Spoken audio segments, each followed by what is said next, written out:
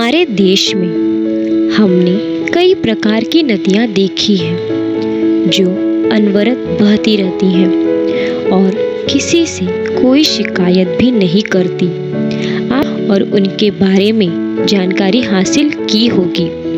ऐसे में हमारी कविताओं में भी नदियों के बारे में विशेष उल्लेख किया गया है, जहाँ प्राचीन सभ्यता के बारे में भी जानकारी दी जाती है और साथ ही साथ वर्तमान समय के बारे में लोगों को जागरूक किया जाता है। यदि वर्तमान समय की बात की जाए तो चमचमाते मुंबई के बीचों बीच यह बहता काला पानी किसी नाले का पानी नहीं है, बल्कि यह नदी है और इस नदी का नाम है मीठी नदी, जो कभी नदी हुआ करती थी। अब इसमें पिछले कई सालों से इतनी गंदगी डाली गई है कि इसने नाले का रूप ले लिया है। और इस वक्त आप जो तस्वीरें देखेंगे, तस्वीरें देखकर आपको अंदाजा होगा कि मीठी नदी पूरी तरीके से प्रदूषित है, बहुत ज़्यादा गंदी है। पिछले कई सालों से इसे साफ करने की तमाम कोशिशें हुई हैं। लोगों को जागरूक करने की कोशिश हुई है कि इस नदी में वेस्ट न डाला जाए, प्रदूषित न किया जाए, लेकिन इसमें सीवेज भी आता है, इसमें इंडस्ट्रियल वेस्ट भी आता है और म्युनिसिपल कॉरपोरेशन का भी बहुत बड़ा हिस्सा जो है वेस्ट का, वो भी इसमें आता है। और यही वजह है कि लगातार मीठी नदी जो है वो गंदी होती जा रही है। 18 किलोमीटर की आसपास की नदी है, वो मुंबई में गुजरती है। पवई से नदी निकलती है और वहाँ से साकिनाका, वकोला, फिर साथ साथ बांद्रा कुर्ला कॉम्प्लेक्स के साथ होते हुए माहिम खाड़ी में मिल जाती है। लगातार कोशिशें हुई हैं, कई सारे सरकारों के द्वारा हुई हैं, इस नदी को साफ किया जाए।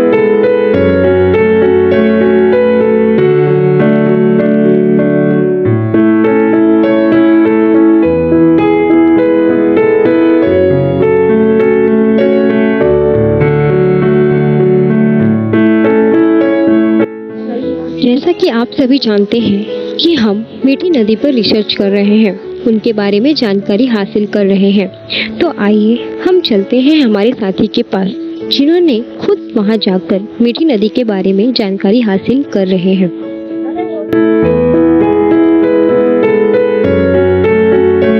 नमस्कार दोस्तों, मेरा नाम दीपक मनोज रस्तोगी है। आज डिग्री कॉलेज SY का छात्र हूँ।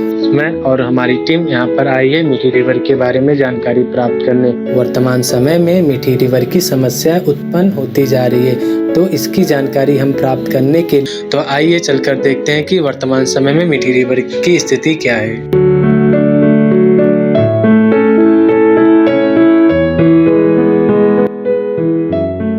जैसा कि आप सभी लोग ने देखा कि यहाँ की जो पानी में बहुत प्रदूषित दिखाई देती है, इससे ये अनुमान लगाया जा सकता है कि ये जो मीठी रिवर पहले हुई करती थी, अब ये मीठी रिवर हमको नहीं दिखाई देती, क्योंकि इसमें जो बहुत सारे हमें कचरे दिखाई देते हैं और प्लास्टिक, थर्माकोल आदि हमको दिखाई देते हैं। ये पानी अपने प्रभाव के साथ बहते बहते आगे चलकर कुछ कचरे इकट्ठे करते हैं। तो आइए हम देखते हैं आगे चलकर।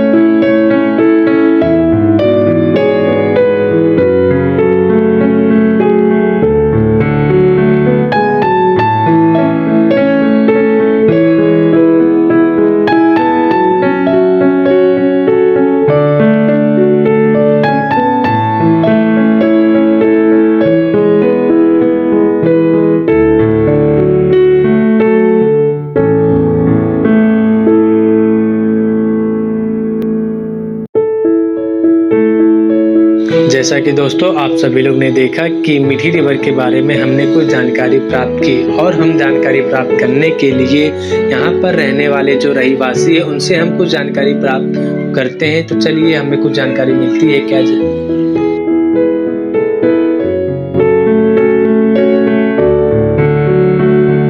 हुसैन मौलाना जवेरी इंदौर वाला।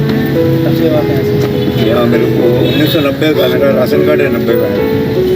और यहाँ पे मतलब जब बाढ़ आई थी हाँ मैं यहीं चल रहा हूँ। पानी दरिया के बाहर नहीं आया, दरिया के अंदर ही रहा। जो पानी बाढ़ आई थी ना तब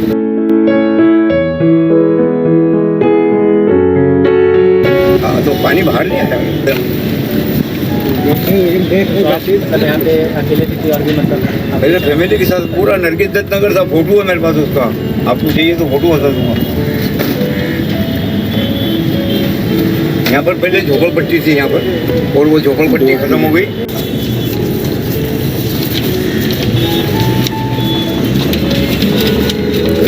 यहाँ पर पहले झोपड़पट्टी थी, ये उसका झोपड़पट्टी नगर।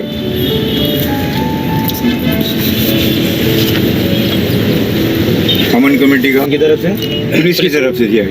ये किस लिए मतलब बांद्रा पुलिस स्टेशन 1987 नहीं 97 में दिया है ये मेरे को पुलिस की तरफ से। जैसा कि आप सभी ने देखा कि हमारे साथियों ने वहां जाकर उन्होंने वहां के रहीवासियों की स्थिति देखी और वहां पर रहने वाले रहीवासी से बात की जिनका नाम है अदर हुसैन, जो कि इंदौर से हैं। वह यहाँ पर अपने परिवार के साथ नदी के किनारे रहते हैं। इनके सिर्फ 2 बेटे हैं और उनका परिवार मुंबई में 1990 से रहता है। उन्हें बहुत मुश्किलों का सामना करना पड़ा, यहाँ तक कि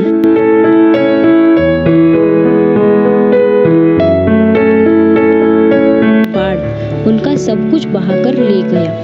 उनके परिवार को वह सब देखना पड़ा जो कि उन्होंने कभी सोचा नहीं था।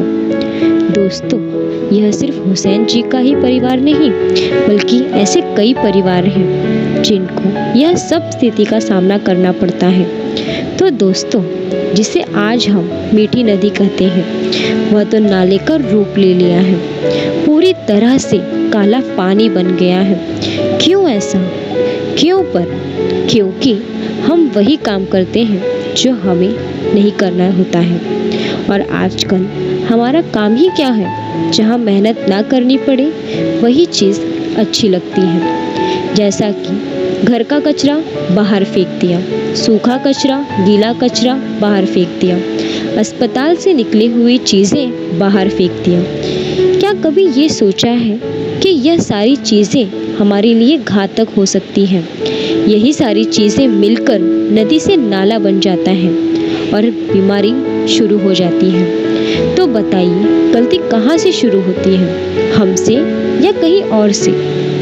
यदि यही सारी चीज़ें हम पहले से ही सुधार लें और सतर्क हो जाएं, तो आने वाला समय हमारे लिए बहुत ही अच्छा होगा, जिसे आज हमने नाले का नाम दिया है। आने वाली पीढ़ी उसे नदी का नाम देगी।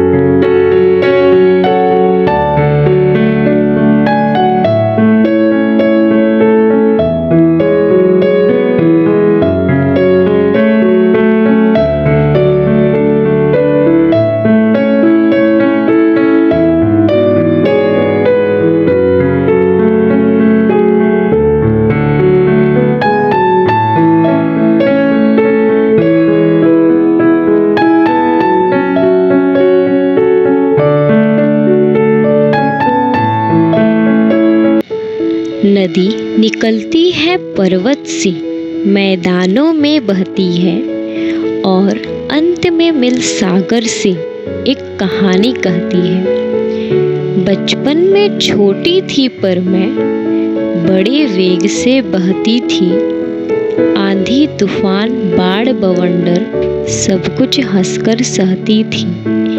मैदानों में आकर मैंने सेवा का संकल्प लिया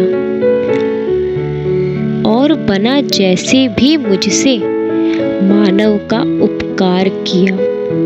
अंत समय में बचा शेष जो सागर को उपहार दिया, सब कुछ अर्पित करके अपने जीवन को साकार किया। बच्चों शिक्षा लेकर मुझसे मेरे जैसे हो जाओ, सेवा और समर्पण से तुम जीवन बगिया महकाओ, जीवन बगिया महकाओ। तो दोस्तों, इन पंक्तियों से आपको अंदाजा हो ही गया होगा कि पहले नदियों को किस तरह से सुरक्षित और साफ सुथरा रखते थे।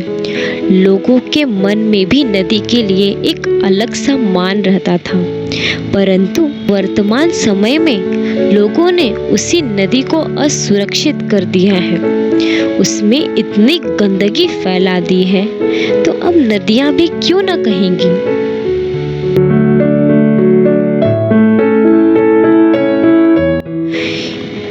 क्यों नदियों पर इतना जुल्म किया जा रहा है? लोगों के मन में क्यों जागरूकता नहीं आ रही है? इन सभी कारणों से नदियां भी परेशान हो गई हैं और वो चुप सी बैठ गई हैं। अब तो नदियां भी कहने लगी हैं कि जब सारा जल जहर हो रहा, क्यों नदियां चुप हैं?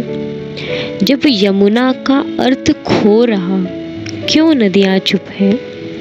चट्टानों से लड़ लड़कर जो बढ़ती रही नदी, हर बंजर की प्यास बुझाती बहती रही नदी। जब प्यासा हर घाट रो रहा, क्यों नदियां चुप हैं? जो जो शहर अमीर हो रहे, नदियां हुई गरीब। जाए कहाँ मछलियां प्यासी, फेंके जाल नसीब। जब गंगा जल गटर ढो रहा, क्यों नदियां चुप हैं? कैसा जुल्म किया दादी सी, नदियां सूख गई। बेटों की घातों से गंगा मैया रूठ गई। जब मांझी ही रेत बो रहा, क्यों नदियां चुप हैं? क्यों नदियां चुप हैं?